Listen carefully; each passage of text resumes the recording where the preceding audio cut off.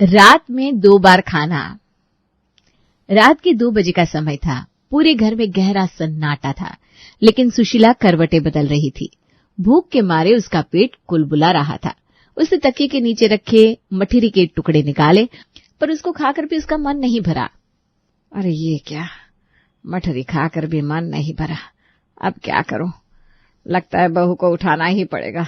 भूख के मारे मेरी तो जान निकली जा रही है। अब सुशीला से रहा नहीं गया। वो धीरे से उठकर प्रीति के कमरे की ओर बढ़ी। उसने प्रीति के कमरे का दरवाजा खटखटाया तो प्रीति आंखें मलती हुई आई। माँ जी, आप इतनी रात को? क्या वो सब ठीक तो है ना? अभी तो सोए थे यार, इतनी जल्दी सुबह कैसे हो गई? प्रीति ने अविनाश को उठा दिया, लेकिन सुशीला को प्रीति से काम था, इसलिए उसने अविनाश को उठने के लिए मना कर दिया। अरे तुझे कोई दिक्कत नहीं है, तू जाना, सो जाना, मुझे बहुत से काम है। ठीक है, मैं सोने जा रहा हूँ। माँ जी, क्या हुआ, इतनी रात को क्यों जगाया? बहू, मुझे ना बहुत तेज भूख लगी है, कुछ बना दे।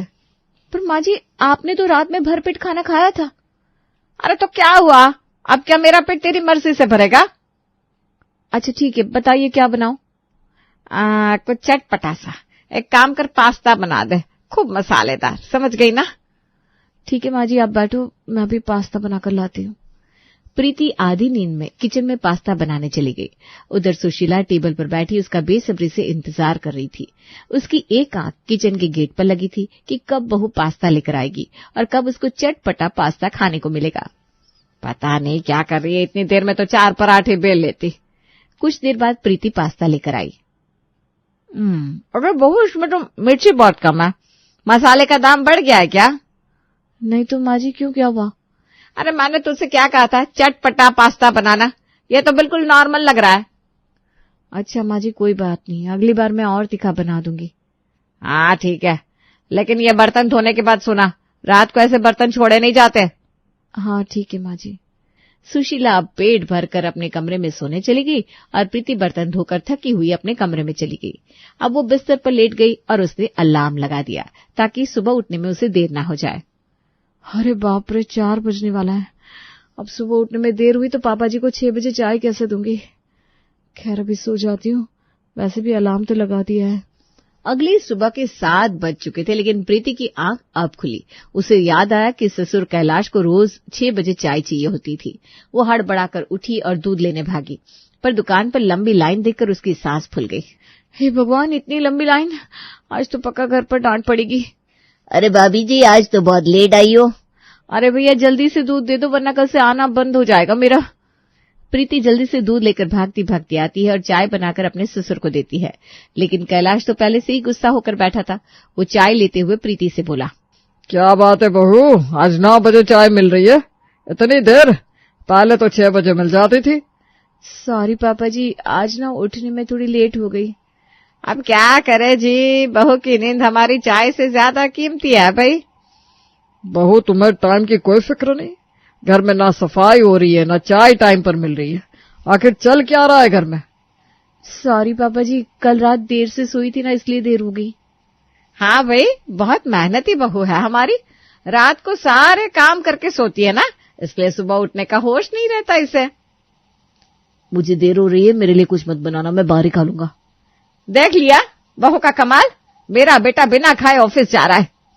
बहू, मुझे ये लापरवाही बिल्कुल पसंद नहीं है, दोबारा ऐसा नहीं होना चाहिए। जी पापा जी, अब कभी ऐसा नहीं होगा। प्रीति को इस बात का बहुत बुरा लगा कि अविनाश बिना नाश्ता किए ऑफिस चला गया, लेकिन वो चुप रही। उसने दोपहर का खाना बनाया और वो किचन में काम करते हुए सोचने लगी कि रात को वो सब कुछ सही कर लेगी। क्या करूं अब मैं? खैर जो हुआ सो हुआ, आज रात का खाना मैं स्पेशल बनाऊंगी ताकि अविनाश और बाकी घर वाले मुझसे खुश हो जाए और मुझे आज की गलती के लिए माफ कर दे। अब डिनर में प्रीति ने सबकी मनपसंद खीर पूरी बनाई। सबने मजे से डिनर किया, प्रीति के खाने की तारीफ की और सोने चले गए। लेकिन रात के 2 बजे फिर से सुशीला की आंख खुली और भूख ने उसके पेट में दस्तक दे दी। अब वो भूख से बेहाल होकर प्रीति के कमरे की ओर बढ़ी। प्रीति के दरवाजे पर ठक ठक हुई। माँ जी, आज फिर? बहू, मुझे ना भूख लगी है। लेकिन अभी कुछ घंटे पहले ही तो खाना खाया था आपने। तो भूख टाइम देखकर लगती है क्या? अच्छा बताइए, क्या बनाना है आज? आज पोहा बना दे, लेकिन याद रखना खूब चटपटा होना चाहिए, कल की तरह मेरी जीभ का स्वाद खराब मत कर देना। इनकी जीभ का स्वाद खराब ना हो और मेरी नींद जाए भाड़ में, उससे इनको क्या मतलब। प्रीति ने किचन में जाकर पोहा बनाया। उसने इस बार खूब मिर्च मसाले से पोहा बनाया ताकि सुशीला उससे दोबारा शिकायत ना करे। अब वो प्लेट में पोहा लेकर सुशीला के पास गई। उसने जैसे ही चटपटा पोहा खाया उसे मजा आ गया। आज मजा आया, आज मसाला ठीक ठाक है। अब सुशीला के खाने के बाद सारा काम निपटा कर थकी हुई प्रीति अपने कमरे में चली गई और बिस्तर पर गिर पड़ी। अरे यार, आज फिर 4 बज गया। अब सुबह फिर वही सब ड्रामा होगा घर में। खैर सोना तो है मुझे। अगली सुबह 8 बजे तक प्रीति की आंख खुली। कैलाश फिर से उससे नाराज हो गया। वो गुस्से में चिल्लाने लगा, आज फिर लेट चाय मिली। अब तो बहू की रोज की आदत बन गई है। बहू, मेरा बेटा आज फिर बिना नाश्ता किए गया तो देख लेना। लीजिए माँ जी, ब्रेड तैयार है। अरे ये तो कच्ची है। सॉरी, मैं दोबारा सेक देती हूँ। अरे रहने दो, ऑफिस में ही खा लूंगा कुछ। देख लिया, बहू के कारण अविनाश आज भी बिना खाना खाए ऑफिस जा रहा है। मम्मा, अगर टिफिन नहीं मिला तो मैडम मुझे घर भेज देंगी। कल भी मेरी स्कूल में बहुत डांट पड़ी थी। हाय रे, ये बहू ने तो पूरे घर को भूखा मार रखा है। हाँ भाभी, मुझे भी आज ध्यान से लंच देना। मैं भी कल बिना लंच लिए गई थी। प्रीति बेचारी सबको नाश्ता और लंच देकर चुपचाप दोपहर का खाना बनाने चली गई। लेकिन उसे महसूस हो रहा था कि ससुराल में अब उसके दिन आसान नहीं रहने वाले हैं। मुझे तो अब ऐसा लगता है कि माँ जी की रात की भूख एक दिन मुझे ही खा जाएगी। वैसे भी आजकल घर में सब मेरे से नाराज ही रहने लगे हैं। सुशीला का मन गुस्से से खौल रहा था। प्रीति को रोज ताने मारने के बाद भी वो अपनी चालाकी से बाज नहीं आ रही थी। आज घर के काम निपटाते निपटाते शाम के खाने में भी देर हो गई थी, जिससे कैलाश का सब्र अब जवाब देने लगा। बहू, तुमसे एक टाइम पर भी खाना नहीं बनता क्या? दिन भर ऐसा कौन सा पहाड़ उठाया है तुमने जो डिनर भी लेट हो गया? अजी छोड़िए, बहू तो अब रानी बिटिया बन चुकी है। चाहे जब खाना बनाए, चाहे जब सोए, हमारी तो कोई इज्जत ही नहीं है इस घर में। भाभी, तुमको हो क्या गया है? पहले तो कभी ऐसा नहीं करती थी। अरे दादी, रहने दो, कहीं मम्मा को गुस्सा आ गया तो। लेट तो छोड़ो, हम सबको खाना भी नहीं मिलेगा। चुप, शांत रहो मैंग, बड़ों से ऐसा मजाक नहीं करते। प्रीति सिर झुकाए वहीं खड़ी रही। अविनाश सबको कुछ कहने जा रहा था कि प्रीति ने उसे इशारे से रोक दिया। लेकिन माँ, प्रीति। नहीं, कोई बात नहीं अविनाश, वो मेरी भी माँ है। ऐसे सबके सामने उनका नाम लेना मुझे सही नहीं लग रहा है। सुशीला ने तीखी नजर से प्रीति को देखा और उस पर तानों की बौछार कर दी। हाय रे, आजकल की बहुएं, सब्र तो जैसे इनका दुश्मन है। कुछ बोल दो तो जली कटी बातें सुनाकर रोने लगेंगी। हमें तो बस कोल्हू का बैल बनाकर रखा है। सही कह रही है माँ, भाभी ऐसी है।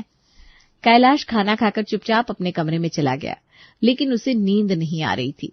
उसके मन में बस एक ही सवाल था, आखिर बहू सुबह उठने में इतनी लेट क्यों हो जाती है? आज तो मैं इस बात का पता लगा कर रहूंगा। रात के 2 बजे अचानक सुशीला की नींद खुली। वो करवटें बदलने लगी और फिर उठकर किचन की ओर बढ़ी। कैलाश, जो सोने का नाटक कर रहा था, फौरन सतर्क हो गया। इतनी रात में तुम कहाँ जा रही हो? मुझे भूख लगी है, कुछ बना लूं। तुम बहू को उठाने जा रही हो ना? अरे तो क्या करूं, भूखी मर जाऊं, और कौन बनाएगा मेरे लिए खाना? कैलाश अब सब समझ चुका था। तो यही वजह है कि बहू सुबह उठने में लेट हो जाती है। दिन भर उससे काम करवाओ और रात को भी उसे चैन से सोने ना दो। कैलाश की तीखी बातें सुनकर सुशीला चुप हो गई। अगर इतनी ही भूख लगी है तो सौम्या को उठा लो। वैसे भी वो सुबह 9 बजे तक सोती रहती है। जाओ, उससे उठाकर उससे काम करवाओ। हाँ ठीक है, देखती हूँ मैं। सुशीला को कैलाश की बात ठीक लगी। वो सौम्या के कमरे के बाहर जाकर उसका दरवाजा खटखटाने लगी। मैं इतनी रात को क्यों जगा रही हो? अरे मुझे भूख लगी है, मेरे लिए कुछ बना दे। मुझे नहीं बनाना, भाभी से को मैं सोने जा रही हूँ।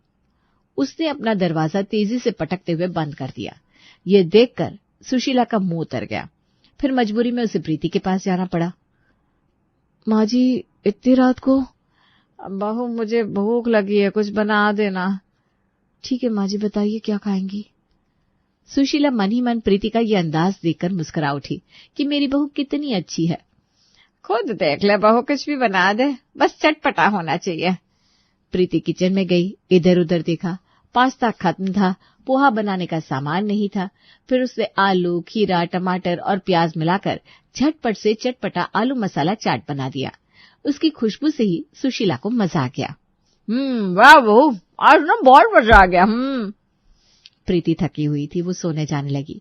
तभी सुशीला की कड़क आवाज आई, अरे रुक, बर्तन धोकर जाना, मैंने पहले भी समझाया है ना। जी माँ जी। प्रीति ने गहरी सांस ली और बर्तन धोने लगी। सुबह के 5 बज गए। अब सोने का तो कोई मतलब ही नहीं था, इसलिए वो जागती रही। अरे आज तो 5 बज गए, अब सोने का क्या फायदा। आज जागती रहती हूँ और धीरे धीरे सुबह के काम निपटा लेती हूँ। प्रीति 5 बजे से अपने काम में लगी, लेकिन आज थकावट की वजह से उसकी तबीयत बिगड़ने लगी थी। उसको तेज बुखार सा महसूस हो रहा था और उसका सर भी चकरा रहा था। फिर भी वो सारे काम करके दोपहर का खाना बनाकर सबको खिलाती है। उसके बाद थकान से उसका हाल बेहाल हो गया था, इसलिए वो सुशीला के पास जाकर बोली, माँ जी, मैंने सारा काम निपटा लिया है और मुझे ना सुबह से बुखार जैसा लग रहा है। मैं थोड़ी देर सो लूं क्या? शायद उससे मुझे आराम मिल जाए। ठीक है, सो जाओ, लेकिन ज्यादा मत सोना, शाम के खाने की तैयारी भी तो करनी है तुझे। जी माँ जी, बस आधा घंटा आराम कर लेती हूँ। अब प्रीति अपने कमरे में जाकर बेड पर लेट जाती है, लेकिन तभी सुशीला से मिलने उसकी दोस्त विमला आती है, जो कि उसकी पड़ोसन ही थी। अरे सुशीला, ऐसे अकेले बैठी क्या कर रही है? कहाँ गई तेरी बहू? अरे महारानी जी काम करके थक गई है, तो अभी अपने कमरे में सो रही है। क्या कहा? बहू सो रही है और तुम क्या घर की चौकीदारी कर रही हो? पता नहीं आजकल की बहुओं को क्या हो गया है, थोड़े से काम में थक जाती हैं। अरे तू छोड़ उसे, तू बता कैसे आना हुआ? मैंने सोचा तेरे घर जाकर एक कप चाय पीऊंगी, लेकिन तू तो यहाँ खुद ही चौकीदारी कर रही है। अरे तो मैं अभी बहू से कह देती हूँ, वो उठकर चाय बना देगी। अरे नहीं, करने दे उसे आराम, मैं फिर कभी आऊंगी। भगवान बचाए ऐसी कामचोर बहुओं से। राम राम राम राम। भला हो तेरा सुशीला। विमला के जाते ही सुशीला को प्रीति पर बहुत तेज गुस्सा आया और वो उसके कमरे में जाकर उस पर चिल्लाने लगी। तभी प्रीति दर्द और बुखार से परेशान ऊपर से सास के तानों को झेलती हुई रोने लगी। कैलाश ये देखकर प्रीति के मन को समझ गया और वो प्रीति से बोला, बहू, तबीयत ठीक नहीं लग रही है तुम्हारी? जी पापा जी, मुझे बुखार जैसा लग रहा है। अगर ज्यादा खराब लग रही हो तो कुछ दिन मायके चली जाओ, आराम कर लो। ठीक है पापा जी, मैं अपने भाई को बुलाकर उनके साथ आज ही कुछ दिन के लिए घर चली जाऊंगी। सुशीला ने जब ये सुना तो अंदर ही अंदर खुश हो गई। चलो अच्छा है, अब मुझे इसकी सेवा नहीं करनी पड़ेगी, जाने दो इसे मायके। अब प्रीति ने अपने भाई को फोन किया और दोपहर में ही वो अपने मायके चली गई। घर का सारा काम सुशीला के सिर आ गया। शाम का खाना उसे खुद बनाना पड़ा, लेकिन उससे खाने में नमक ज्यादा हो गया। अरे वाह, रोज तो बहू को सुनाती थी, अब खुद देख लो, खाना बनाना कितना आसान होता है, नहीं? अगर ताना मारना ही रह गया तो खुद ही बना लो। मयंक पास खड़ा अपनी दादी के मजे ले रहा था। दादी, अब आपको पता चला मम्मा बिल्कुल भी मेहनत नहीं करती थी। खाना बनाना सच में आसान होता है ना? सुशीला मुंह फुलाकर बैठ गई। घर में बहू नहीं थी, लेकिन उसकी कमी हर किसी को खलने लगी थी। रात के खाने के बाद सुशीला की हालत खराब थी। पूरे दिन के काम ने उसकी कमर तोड़ दी थी। अरे मोरी मैया, आज तो मेरी कमर टूट गई, इतना काम है घर में, कैसे करूं? जैसे तैसे उसने बर्तन समेटे और जाकर बिस्तर पर गिर पड़ी। लेकिन उधर कैलाश चुपचाप सोने का नाटक कर रहा था। उसे पता था कि बहू को सुशीला ने कितना परेशान किया है, इसलिए अब वो भी वैसा ही करके सुशीला को सबक सिखाना चाहता था। रात के 2 बजे कैलाश अचानक उठकर बैठ गया। सुशीला की भी आंखें खुल गई। उसे बहुत तेज भूख लग रही थी। अरे ओ सुशीला, बहुत भूख लग रही है, कुछ खाने को बना दे। क्या इतनी रात में? तुम्हारा दिमाग खराब हो गया है क्या? मैं नहीं उठने वाली। अरे जब बहू को रोज इसी टाइम उठाती थी तब तो तुझे बहुत मजा आता था। चलो अब खुद उठ के बनाओ, मेरा भी पेट जल रहा है। अरे मुझसे नहीं होगा, अगर इतनी भूख लगी है तो खुद बना लो और मेरे लिए भी कुछ ले आना। वाह भाई, जब बहू को तड़पा रही थी तब तो तुझे कोई फर्क नहीं पड़ता था, अब खुद पर आई तो बिस्तर से नहीं हिल रही हो। सुशीला को कैलाश की बात चुप गई। उसे भी भूख लगी थी, इसलिए मजबूरी में वो उठी और किचन में जाकर कुछ बना लाई। दोनों ने साथ में खाना खाया और फिर सो गई। लगता है आज खुद ही चाय बनानी पड़ेगी, बहू की तो देर सवेर चाय मिल जाती थी, सुशीला देर से उठी क्योंकि रात में ठीक से सो नहीं पाई थी। जल्दी जल्दी तैयार होकर बिना झाड़ू लगाए दूध लेने गई, लेकिन वहां जाकर उसे पता चला कि दूध तो खत्म हो चुका है। वो खाली हाथ वापस लौट आई। सुशीला, ये क्या, अब तक चाय क्यों नहीं बनी? अब डेयरी पर दूध खत्म हो गया तो क्या करूं मैं? वाह, जब बहू एक दिन देर से उठती थी तो उसे खूब सुनाती थी, अब खुद सोई पड़ी थी तब सब सही। दादी भूख लगी है, कुछ खाने को दो ना। अरे बेटा, अभी तो कुछ बना ही नहीं है। मामा, जब भाभी घर संभालती थी तब सब टाइम पर मिलता था, अब तो सब बर्बाद हो रहा है। अब समझ में आया कि प्रीति कितना अच्छा संभालती थी घर। माँ तो बस हुक्म चलाने में ही एक्सपर्ट है। सुशीला को अब समझ में आ रहा था कि घर चलाना कितना मुश्किल होता है। सुशीला सुबह जल्दी पानी नहीं भर पाई थी, इसलिए दोपहर में पानी की किल्लत हो गई। नाश्ता तो बना ही नहीं था और अब खाने का भी ठिकाना नहीं था। अब दोपहर का खाना भी नहीं बनेगा क्या? भूखे मरे हम। अब पानी नहीं भरा था तो क्या करूं मैं? तब क्या होटल से खाना मंगाएंगे? भैया, आज तो माँ का राज चल रहा है तो भूख से ही मरना पड़ेगा हमें। दादी, कम से कम ब्रेड ही दे दो, सुबह से बहुत भूख लग रही है। सुशीला को खुद पर गुस्सा आ रहा था। उसे एहसास हो रहा था कि जब बहू घर पर नहीं होती तो घर कैसे अस्त व्यस्त हो जाता है। दोपहर को सबको मजबूरी में होटल से खाना मंगाकर खाना पड़ा। कैलाश उसे देखकर मजे ले रहा था। अब आया ना मजा तुझे सुशीला? जब बहू वापस आ जाए तो उसकी मजबूरी समझना और रात में खाने की आदत छोड़ दे। हाँ, समझ गई। अब आप ना मुझे और जलील मत कीजिए। शाम को जब पानी आया तो सुशीला ने जल्दी जल्दी खाना बनाया। पूरा घर परेशान हो चुका था। सास ससुर से लेकर बच्चे तक सबको अब प्रीति की अहमियत समझ में आ गई थी। रात को जब सब खाना खा चुके थे तो सुशीला ने गहरी सांस ली और तभी दरवाजे की घंटी बजी। प्रीति लौट आई थी। माँ जी, कैसी हो आप? सुशीला ने बिना कुछ कहे रसोई की चाबी प्रीति की ओर बढ़ा दी। बहू, अब तुम ही अपनी रसोई संभालो, ये मेरे बस की बात नहीं है। आप ठीक तो हो माँ जी? हाँ बहू, अब समझ में आ गया मैंने तुझे कितना परेशान किया। अब तुझे कभी नहीं जगाऊंगी। खुद भूख लगेगी तो अपना इंतजाम कर लूंगी। ये सुनकर कैलाश जोर से हंस पड़ा। देखा, मैंने कहा था ना, खुद पर जब आती है तभी समझ में आता है। ये सुनकर पूरा घर जोर से हंसी के ठहाकों से मुस्कुरा दिया। सबने चैन की सांस ली क्योंकि घर फिर से पहले जैसा हो गया था।